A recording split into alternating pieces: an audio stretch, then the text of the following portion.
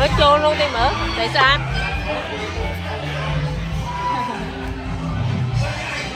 Ôi chui trì đó là nó. Trì nó mà cho cái nhắm nó đi. Cho nó còn lại tiếp rồi nó chạy ra nữa nè.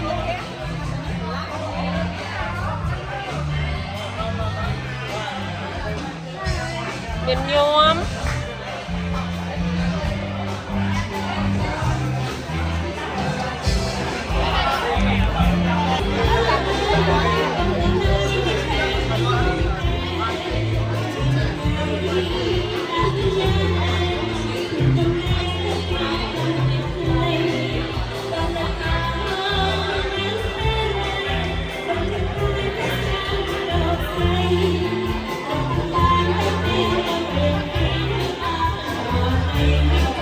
Coi video quay nè.